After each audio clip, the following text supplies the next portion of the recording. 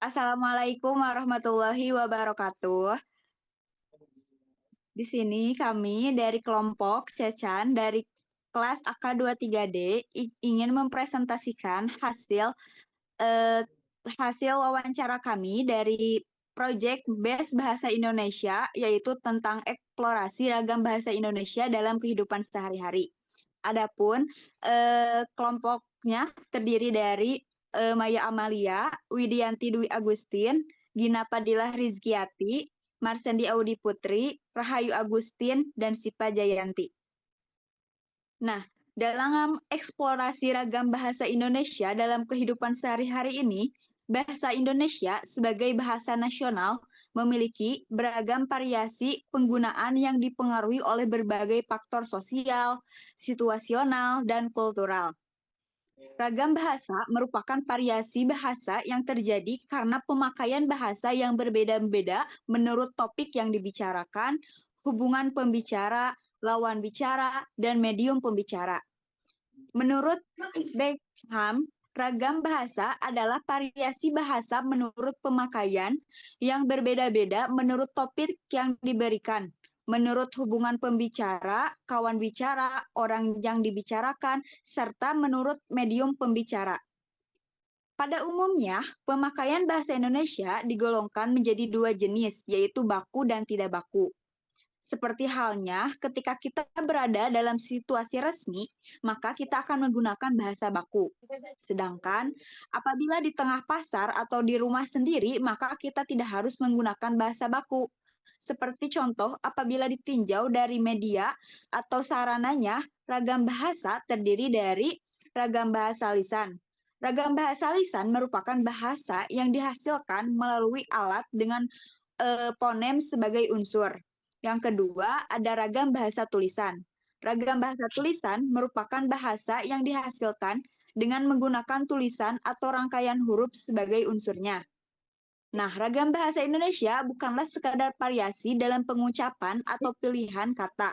Lebih dari itu, ragam bahasa mencerminkan adaptasi bahasa terhadap berbagai konteks pengguna, mulai dari situasi formal hingga informal, dari lingkungan akademis hingga dunia hiburan, serta dari generasi ke generasi setiap generasi. Setiap ragam memiliki ciri khasnya sendiri yang dipengaruhi oleh faktor geografis, sosial, budaya, bahkan perkembangan teknologi. Memahami ragam bahasa Indonesia adalah kunci untuk berkomunikasi secara efektif dan tepat sasaran. Dengan mengenali ragam yang sesuai, kita dapat membangun jembatan komunikasi yang kuat, menghindari kesalahpahaman, dan menghargai perbedaan. Maka dari itu, kami melakukan wawancara untuk mengetahui eksplorasi ragam bahasa Indonesia dalam kehidupan sehari-hari ini. Hasil wawancara ini menjadi ada 5 yang kita ambil datanya, yaitu dari wawancara dengan mahasiswa, wawancara dengan teman, wawancara dengan pegawai kantor, wawancara dengan pedagang, wawancara dengan tenaga pendidikan, dan yang terakhir wawancara dengan keluarga. Hasil wawancara dan observasi yang telah kami lakukan selanjutnya akan dijelaskan oleh teman saya.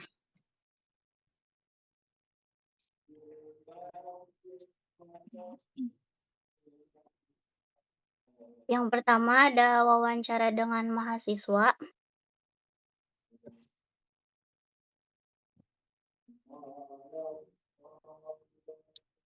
Mahasiswa di sini adalah mahasiswa semester 4 di universitas terbuka yang memiliki kemampuan berbahasa yang beragam.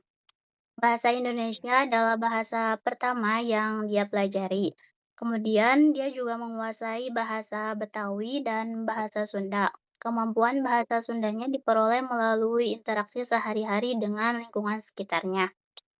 Bahasa Indonesia formal dia biasa gunakannya dalam konteks akademik seperti interaksi dengan dosen, acara resmi kampus, penulisan karya ilmiah, dan laporan akademik seperti ya tugas kuliah dan buat jurnal. Kemudian bahasa daerah, terutama bahasa Sunda, dia gunakan saat berinteraksi dengan teman di luar kampus untuk menciptakan suasana yang lebih akrab dan santai. Dan ada bahasa campuran, dia sering menggunakannya di media sosial, terkadang mencampurkan bahasa Indonesia dengan bahasa Inggris untuk mengekspresikan diri dengan lebih tepat. Media sosial juga berperan besar dalam perkembangan ragam bahasa di kalangan mahasiswa ini. Internet menjadi wadah penyebaran bahasa dan istilah-istilah baru. Fenomena ini memperkaya kosakata, tetapi juga berpotensi mengaburkan batas antara bahasa formal dan informal.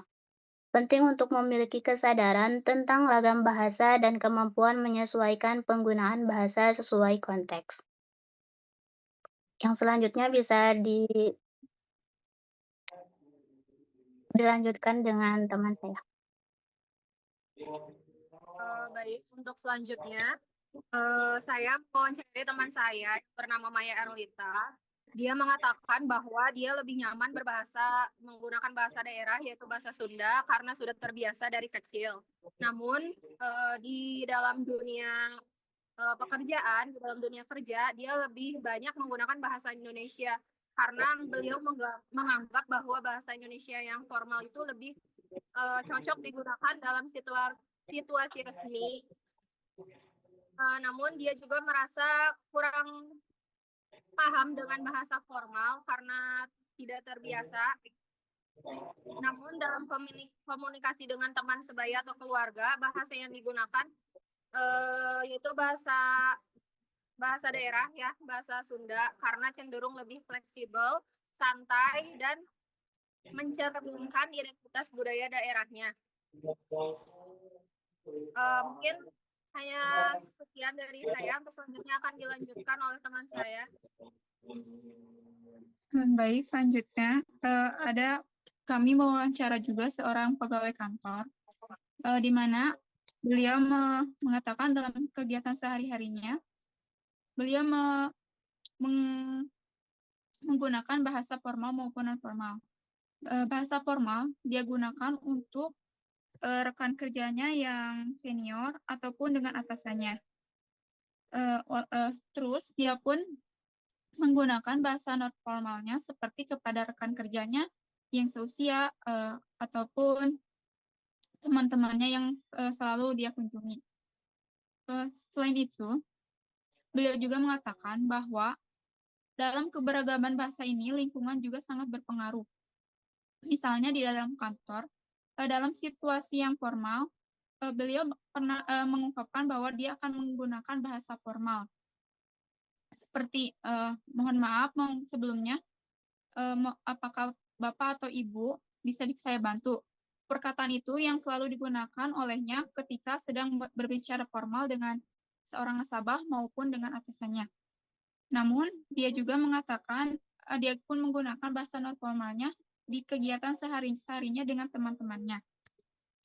Dia juga mengatakan bahwa penggunaan ragam bahasa ini sangat penting dalam berkomunikasi dalam sehari-hari. Karena dalam keberagaman ini tidak hanya tentang bagaimana penyampaian informasi, tetapi juga tentang menghormati dan membangun hubungan yang baik dengan orang lain. Oleh karenanya, dia merekomendasikan bahwa berbicara dengan orang lebih tua itu lebih baik menggunakan bahasa yang formal. Mungkin sekian, bisa dilanjutkan dengan teman saya. Baik, selanjutnya yaitu kami mewawancarai seorang pedagang di mana ada Ibu Suci Handini sebagai seorang pedagang makanan menyatakan bahwa dalam berkomunikasi sehari-hari beliau lebih sering menggunakan bahasa daerah. Hal ini dipengaruhi oleh lingkungan beliau termasuk teman, keluarga, dan pekerjaannya sebagai pedagang yang terbiasa menggunakan bahasa daerah. Beliau juga menjelaskan bahwa penggunaan bahasa formal lebih sering diterapkan ketika berbicara dengan orang yang lebih tua, sedangkan dengan pembeli yang sebaya atau lebih muda menggunakan bahasa non formal. Tidak jarang juga beliau menggunakan campuran antara bahasa Indonesia dan bahasa daerah tergantung pada situasi dan lawan bicaranya. Beliau juga menambahkan bahwa lingkungan sangat mempengaruhi cara beliau berbahasa. Beliau meyakini pentingnya melestarikan bahasa daerah sebagai kekayaan budaya. Dalam konteks berdagang, penggunaan bahasa daerah juga menjadi nilai tambah untuk membangun kedekatan dengan pelanggan dari berbagai latar belakang. Kesadaran berbahasa tidak hanya penting dalam konteks sosial, tetapi juga memiliki nilai praktis dalam kegiatan berdagang. Mungkin sekian dari saya, bisa dilanjut dengan teman selanjutnya.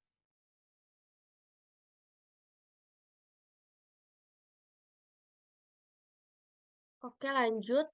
Di sini kami juga mewawancarai seorang guru di salah satu sekolah menengah kejuruan di Sukabumi. Beliau menjelaskan bagaimana cara beliau berkomunikasi saat mengajar. Tentu saat mengajar beliau menggunakan bahasa Indonesia atau bahasa formal yang baku dan tentunya juga sopan.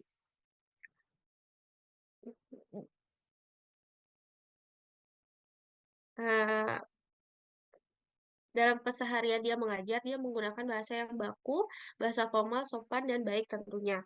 Karena menurut dia, bahasa Indonesia itu adalah bahasa pemersatu yang dimana semua orang Indonesia pasti bisa berbahasa Indonesia. Tapi, selain menggunakan bahasa Indonesia atau bahasa formal, si ibu ini juga menggunakan bahasa daerah, di mana digunakannya untuk sharing atau misalkan untuk berbicara dengan guru atau dengan siswa untuk mencairkan suasana.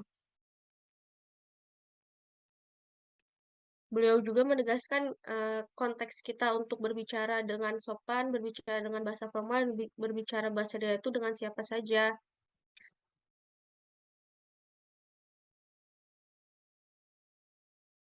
Kayak misalkan kita kan orang Sunda, kalau misalkan ngomong pakai bahasa Sunda ke orang Surabaya, pasti kan orang Surabaya ini nggak akan ngerti bahasa Sunda. Jadi kenapa dia menegaskan kalau misalkan pakai bahasa daerah itu sesuai dengan tempat daerahnya aja. Jadi bahasa Indonesia itu bahasa pemersatu.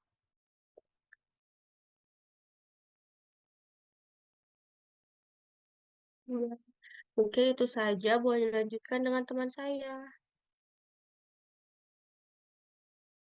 Oke, untuk yang terakhir, kami juga mewawancarai dengan keluarga, di mana narasumbernya yaitu Ibu Lilis, seorang ibu rumah tangga. Ibu Lilis merupakan seorang ibu rumah tangga yang berasal dari suku Sunda. Beliau menyampaikan bahwa dalam komunikasi sehari-hari di rumah, keluarga lebih sering menggunakan bahasa Sunda. Meskipun demikian, beliau mengakui adanya pencampuran dengan bahasa Indonesia, terutama saat membahas topik-topik tertentu seperti pendidikan atau teknologi. Beliau juga menyadari adanya perbedaan penggunaan bahasa Sunda antar generasi dalam keluarganya. Orang tua Ibu Lilis masih menggunakan bahasa Sunda yang lebih halus dan lengkap dengan tata kramanya. Sementara anak-anaknya cenderung menggunakan bahasa Sunda yang lebih sederhana dan sering dicampur dengan bahasa Indonesia atau istilah-istilah bahasa Inggris. Bahkan anak bungsunya lebih dominan menggunakan bahasa Indonesia dibandingkan bahasa Sunda. Bahasa Sunda adalah bahasa pertama yang dipelajari Ibu Lilis saat kecil karena beliau dibesarkan dari lingkungan keluarga Sunda yang kental. Bahasa Indonesia baru dipelajarinya secara formal ketika memasuki sekolah dasar. Selain bahasa Indonesia, Ibu Lilis hanya menguasai bahasa Sunda dengan baik, termasuk beberapa tingkatannya dari bahasa Sunda sehari-hari hingga bahasa Sunda halus. Beliau biasanya menggunakan bahasa Indonesia formal ketika berurusan dengan instansi pemerintah, berbicara dengan guru di sekolahnya, atau saat berbicara dengan orang yang baru dikenal dan bukan dari suku Sunda. Sedangkan bahasa Indonesia normal digunakan saat berkomunikasi dengan tetangga di suku lain, berbelanja di pasar modern atau mall, dan saat berbicara dengan tua teman anaknya yang bukan orang Sunda. Ibu Lilis mengatakan bahwa beliau sering berganti-ganti bahasa dalam satu ucapan, terutama antara bahasa Sunda dan bahasa Indonesia. Hal ini terjadi secara alami, khususnya ketika ada konsep atau istilah yang lebih mudah diungkap dalam salah satu bahasa. Misalnya, ketika berbicara dengan sesama orang Sunda, beliau sering menggunakan bahasa Sunda yang diselingi istilah-istilah dalam bahasa Indonesia untuk topik-topik dan biasa juga dilakukan untuk menyebarkan bicara yang mungkin tidak sepenuhnya memahami bahasa Sunda. Itulah hasil wawancara kami dengan dari 6 kalangan masyarakat. Untuk kesimpulannya,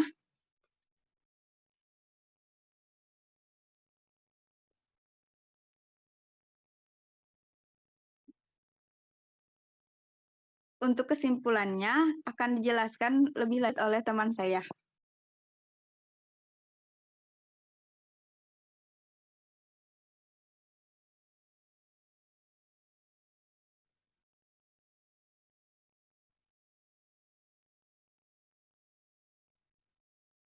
Kesimpulan pada pembahasan kita kali ini yaitu memahami ragam bahasa merupakan kunci untuk berkomunikasi secara efektif dalam masyarakat Indonesia yang beragam. Kesalahan dalam memilih ragam bahasa dapat menyebabkan kesalahpahaman atau bahkan dianggap tidak sopan oleh lawan bicara. Kemampuan kita menggunakan bahasa daerah juga membantu melestarikan kekayaan budaya dan memperkuat identitas, seperti yang ditunjukkan oleh upaya keluarga mengajarkan bahasa daerah kepada generasi muda. Di Indonesia yang multilingual, kemampuan untuk beralih antara bahasa Indonesia, bahasa daerah, dan bahkan bahasa asing sangat penting untuk beradaptasi dalam berbagai situasi. Ragam bahasa yang digunakan untuk mencerminkan dinamika sosial dan budaya dalam masyarakat terlihat dari fenomena bahasa gaul, pencampuran bahasa, dan perbedaan penggunaan bahasa antar generasi.